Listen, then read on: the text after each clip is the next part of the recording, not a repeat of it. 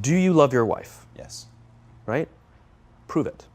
Like, what's the metric? Give me the number that helps me know, right? Because when you met her, you didn't love her, right? Now you love her, right? Tell me the day the love happened. It's an impossible question, right? But it's not that it doesn't exist. It's that it's much easier to prove over time, right? So all leadership is the same thing. It's about transition. So if you were to go to the gym, right? It's like exercise, right? If you go to the gym and you work out and you come back and you look in the mirror, you will see nothing. And if you go to the gym the next day and you come back and you look in the mirror, you will see nothing, right? So clearly there's no results, can't be measured, it must not be effective. So we quit, right? Or if you fundamentally believe that this is the right course of action and you stick with it, like in a relationship, I bought her flowers and I wished her happy birthday, and she doesn't love me. Clearly I'll give up. You know, that's not what happens. If you believe there's something there, you commit yourself to an act of service. You commit yourself to the regime, the exercise. You can screw it up. You can eat chocolate cake one day. You can skip a day or two. You know, it allows for that. But if you stick with it consistently, I'm not exactly sure what day, but I know you'll start getting into shape. I know it. And the same with the relationship. It's not about the events. It's not about intensity. It's about consistency, right? You go to the dentist twice a year, your teeth will fall out.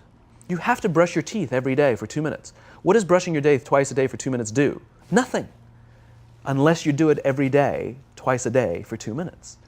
Right? It's the consistency. Going to the gym for 9 hours does not get you into shape. Working out every day for 20 minutes gets you into shape. So the problem is we treat leadership with intensity. We have a 2-day offsite, we invite a bunch of speakers, we give everybody a certificate. You're a leader, right?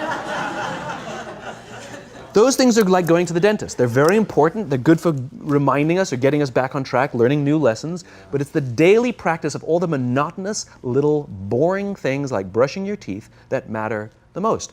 She didn't fall in love with you because you remembered her birthday and bought her flowers on Valentine's Day. She fell in love with you because when you woke up in the morning, you said good morning to her before you checked your phone. She fell in love with you because when you went to the fridge to get yourself a drink, you got her one without even asking. She fell in love with you because when you had an amazing day at work and she came home and she had a terrible day at work, you didn't say, yeah, but let me tell you about my day. Right. You sat and listened to her awful day and you didn't say a thing about your amazing day. This is why she fell in love with you. I can't tell you exactly what day, and it was no particular thing you did. It was the accumulation of all of those little things that she woke up one day and as if she pressed a button, she goes, I love him, right? Leadership is exactly the same. There's no event. There's no thing I can tell you you have to do that your people will trust you. It just doesn't work that way. It's an accumulation of lots and lots of little things that anyone by themselves is innocuous and useless. Literally, pointless by themselves. People will look at little things that are good leadership practices and say, that won't work. And you're absolutely right. But if you do it consistently, and you do it in combination with lots of other little things, like saying good morning to someone, that looking them in the eye. My friend George, who's a 3-star general in the Marine Corps, he says his test for leadership, and I love this, he goes, his test for a good leader is if you ask somebody how their day is going, you actually care about the answer. Right? The number of times we're walking to a meeting, we're rushing, we go, how are you? Not good, I got to get to you later, I'm late for a meeting. Right. If you ask the question, you were standing there and you were listening to the answer. It's those little innocuous things that you do over and over and over and over that people will say, I love my job. Not I like my job. I like my job means, yeah, the challenge is great, they pay me well, I like the people. I love my job means, I don't want to work anywhere else. I don't care how much somebody else is willing to pay me. I'm devoted to the people here, and I care desperately about the people here as if they were my family. In business, we have colleagues and coworkers. In the military, they have brothers and sisters. That's how they think of each other, right? If you really have a strong corporate culture, the people will think of each other like brothers and sisters. It's like a family, right? No, brothers and sisters. Deep love. Fight, but the love doesn't go away. Right? Bicker, the love doesn't go away. And I'll fight with my sister, but if you threaten my sister, you're going to have to deal with me. Right. Right? We'll fight internally, we'll bicker with each other, but nobody's going to hurt each other. And if anything from the outside shows up, you're looking at a unified front. brothers and sisters. Now, how do you create brothers and sisters out of strangers? Common beliefs, common values, parents, in other words, executives who care about their children's success, who care to raise their children, teach them skills, discipline them when necessary, help them build their self-confidence so that they can go on and achieve something more than you could have ever imagined achieving for yourself.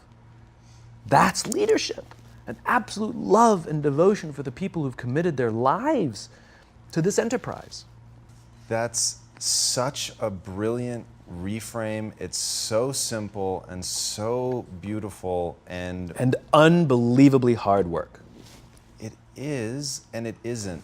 Here's why it is.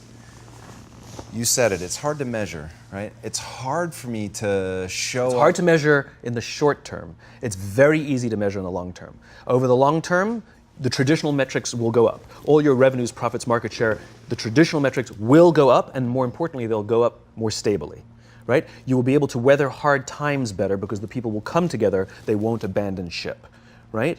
Over the long term, the traditional metrics are just fine. But also over the long term, your churn will go down, right? You won't be going through employees as much, right? Over the long term, you'll find that loyalty is much higher, that people will turn down better paying jobs, right? Over the long term, all the traditional metrics are just fine, and then some. It's only the short term that it's hard to measure. I'm going to say, though, there's something in between those two, in the middle, to know, because with working out, so to use your analogy, if you had to go to the gym for 6 months before you saw any sign of change, no one would do it, right? And there are so many variables in working out. The number one thing is to know who to listen to. The number one thing is to know what to look for, right? So if you don't experience muscle fatigue, you're probably doing something different. That's immediate, right? I know that the next day.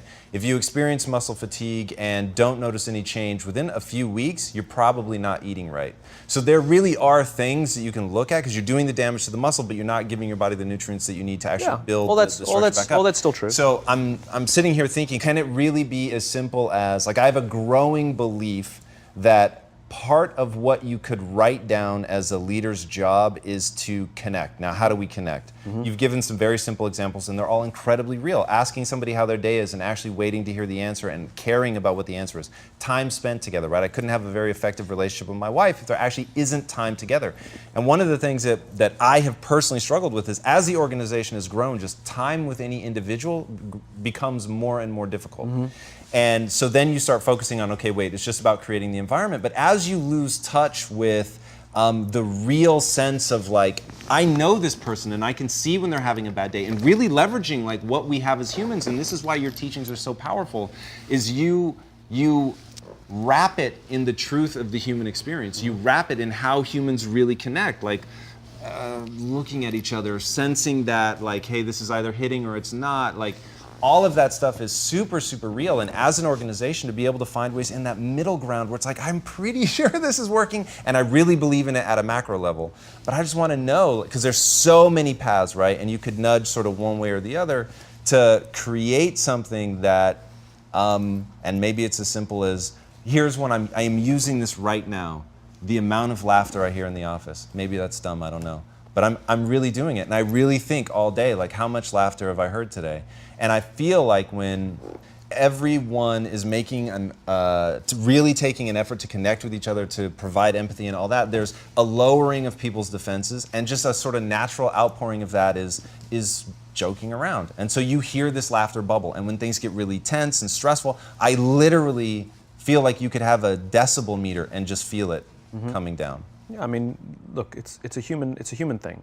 So just as you know how your body feels after a good workout, and you know how your body feels after a big greasy meal, you know that one is good for you and one is not, despite what it may taste like. And that's the problem with short-term gains, right? They feel really good in the short term. So we're highly, highly, highly trained social animals. We're highly adapted social animals.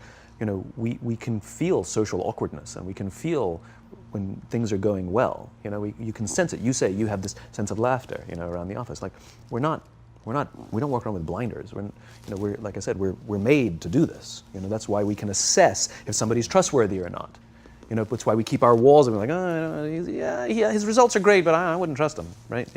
As opposed to letting down your, like, I trust her for anything. I trust her with my kids, my money, anything, you know?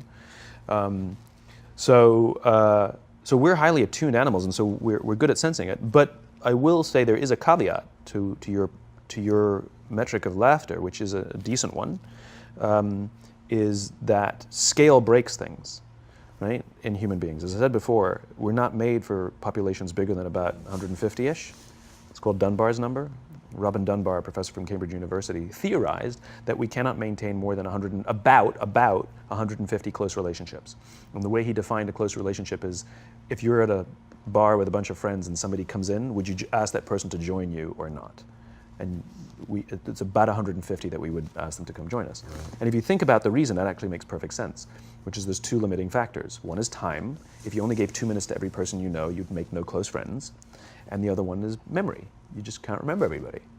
And so this is where leadership becomes very, very interesting, because if you have a company that has a lot of people, 5, 6, 7, 800 people, 1,000, 2,000, 5,000 people, clearly you can't know everyone. And clearly as a CEO, like, I care about every single one of my people. You don't even know. Some of the people you work for who work for you are bastards. You don't care about them, right? So it's a nonsense statement, right? But what you can say is, I desperately care about the people whose names I know and whose faces I recognize. And I care desperately about my leadership, and I instill in them every day that I will give them the tools and I will take care of them with one purpose and one purpose only, that they will take care of the people in their charge. And I want those people to take care of the people and instill in them that they take care of the people in their charge. And then by the time you get down to the masses, where the actual 1,000 exist, because of the seniors it's like 20, right? Where the real 1,000 exist, they feel about 150 of them can look to one of their direct leaders, to one of their direct managers, and say, that person cares about me. That's our boss, that's my leader. Not the leader, it's the CEO. That's my manager, my boss, my leader. Sometimes you get fired, sometimes you get in trouble, sometimes you'll lose your job, and the next guy will get all the credit. It's all true. And the courage to do the right thing in the face of overwhelming pressure, only the best leaders have that courage. Only the best leaders. And here's the folly. Courage is not some deep internal fortitude. You don't dig down deep and find the courage, right? It just doesn't exist. Courage is external. Our courage comes from the support we feel from others. In other words, when you feel that someone has your back, when you know that the day that you admit you can't do it, someone will be there and say, I got you. You can do this. That's what gives you the courage to do the difficult thing. It's not going off to an ashram by yourself somewhere for 4 weeks and coming back and finding the courage. It's not what happens. It's the relationships that we foster. It's the people around us who love us and care about us and believe in us. And when we have those relationships, we will find the courage to do the right thing. And when you act with courage, that in turn will inspire those in your organization to also act with courage. In other words, it's still an external thing. That's what inspiration is, right? I'm inspired to follow your example. But those relationships that we foster over the course of a lifetime will not only make us into the leaders we need to be and hope we can be, but they'll often save your life. They'll save you from depression, they'll save you from giving up, they'll save you from any matter of negative feelings about your own capabilities, your own future. When someone just says, I love you, and I will follow you no matter what.